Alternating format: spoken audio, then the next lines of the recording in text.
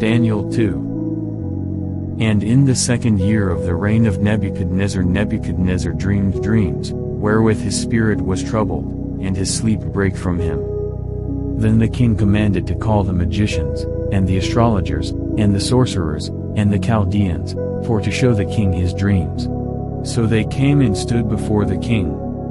And the king said unto them, I have dreamed a dream, and my spirit was troubled to know the dream. Then spake the Chaldeans to the king in Syriac, O king, live forever, tell thy servants the dream, and we will show the interpretation. The king answered and said to the Chaldeans, The thing is gone from me, if ye will not make known unto me the dream, with the interpretation thereof, ye shall be cut in pieces, and your houses shall be made a dunghill. But if ye show the dream, and the interpretation thereof, ye shall receive of me gifts and rewards and great honor, therefore show me the dream, and the interpretation thereof. They answered again and said, Let the king tell his servants the dream, and we will show the interpretation of it. The king answered and said, I know of certainty that ye would gain the time, because ye see the thing is gone from me. But if ye will not make known unto me the dream, there is but one decree for you, for ye have prepared lying and corrupt words to speak before me, till the time be changed, therefore tell me the dream, and I shall know that ye can show me the interpretation thereof. The Chaldeans answered before the king, and said, There is not a man upon the earth that can show the king's matter, therefore there is no king, lord, nor ruler, that asks such things at any magician, or astrologer, or Chaldean. And it is a rare thing that the king requireth, and there is none other that can show it before the king, except the gods, whose dwelling is not with flesh. For this cause the king was angry and very furious, and commanded to destroy all the wise men of Babylon. And the decree went forth that the wise men should be slain, and they sought Daniel and his fellows to be slain. Then Daniel answered with counsel and wisdom to Arioch the captain of the king's guard, which was gone forth to slay the wise men of Babylon. He answered and said to Arioch the king's captain, Why is the decree so hasty from the king? Then Arioch made the thing known to Daniel. Then Daniel went in, and desired of the king that he would give him time, and that he would show the king the interpretation. Then Daniel went to his house, and made the thing known to Hananiah, Mishael, and Azariah, his companions, that they would desire mercies of the God of heaven concerning this secret, that Daniel and his fellows should not perish with the rest of the wise men of Babylon. Then was the secret revealed unto Daniel in a night vision. Then Daniel blessed the God of heaven. Daniel answered and said, Blessed be the name of God forever and ever, for wisdom and might are his. And he changeth the times and the seasons, he removeth kings, and setteth up kings, he giveth wisdom unto the wise, and knowledge to them that know understanding. He revealeth the deep in secret things, he knoweth what is in the darkness, and the light dwelleth with him.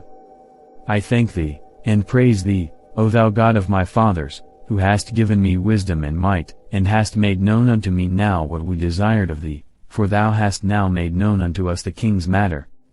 Therefore Daniel went in unto Arioch, whom the king had ordained to destroy the wise men of Babylon. He went and said thus unto him, Destroy not the wise men of Babylon, bring me in before the king, and I will show unto the king the interpretation. Then Arioch brought in Daniel before the king in haste, and said thus unto him, I have found a man of the captives of Judah, that will make known unto the king the interpretation. The king answered and said to Daniel, whose name was Belteshazzar, Art thou able to make known unto me the dream which I have seen, and the interpretation thereof? Daniel answered in the presence of the king, and said, The secret which the king hath demanded cannot the wise men, the astrologers, the magicians, the soothsayers, show unto the king. But there is a God in heaven that revealeth secrets, and maketh known to the king Nebuchadnezzar what shall be in the latter days. Thy dream, and the visions of thy head upon thy bed, are these.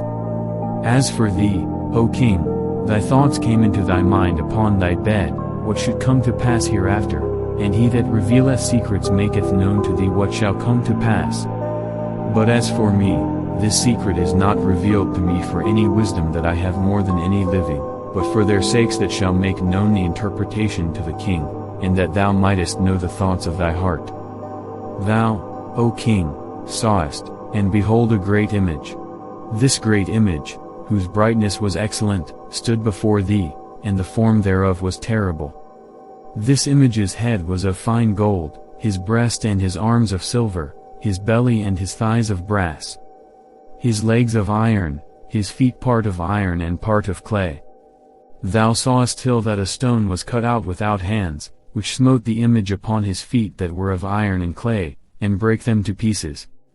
Then was the iron, the clay, the brass, the silver, and the gold, broken to pieces together, and became like the chaff of the summer threshing floors, and the wind carried them away, that no place was found for them, and the stone that smote the image became a great mountain, and filled the whole earth. This is the dream, and we will tell the interpretation thereof before the king. Thou, O king, art a king of kings, for the God of heaven hath given thee a kingdom, power, and strength, and glory. And wheresoever the children of men dwell, the beasts of the field and the fowls of the heaven hath he given into thine hand, and hath made thee ruler over them all. Thou art this head of gold. And after thee shall arise another kingdom inferior to thee, and another third kingdom of brass, which shall bear rule over all the earth. And the fourth kingdom shall be strong as iron, for as much as iron breaketh in pieces and subdueth all things, and as iron that breaketh all these, shall it break in pieces and bruise. And whereas thou sawest the feet and toes, part of potter's clay, and part of iron, the kingdom shall be divided, but there shall be in it of the strength of the iron, for as much as thou sawest the iron mixed with miry clay. And as the toes of the feet were part of iron, and part of clay, so the kingdom shall be partly strong, and partly broken. And whereas thou sawest iron mixed with miry clay, they shall mingle themselves with the seed of men, but they shall not cleave one to another, even as iron is not mixed with clay. And in the days of these kings shall the God of heaven set up a kingdom, which shall never be destroyed, and the kingdom shall not be left to other people, but it shall break in pieces and consume all these kingdoms, and it shall stand forever.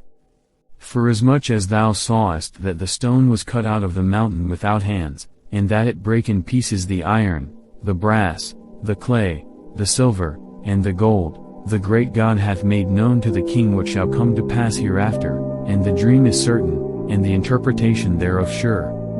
Then the king Nebuchadnezzar fell upon his face, and worshipped Daniel, and commanded that they should offer an oblation and sweet odors unto him. The king answered unto Daniel, and said, Of a truth it is, that your God is a God of gods, and a Lord of kings, and a revealer of secrets, seeing thou couldest reveal the secret. Then the king made Daniel a great man, and gave him many great gifts, and made him ruler over the whole province of Babylon, and chief of the governors over all the wise men of Babylon. Then Daniel requested of the king, and he set Shadrach, Meshach, and Abednego, over the affairs of the province of Babylon, but Daniel sat in the gate of the king,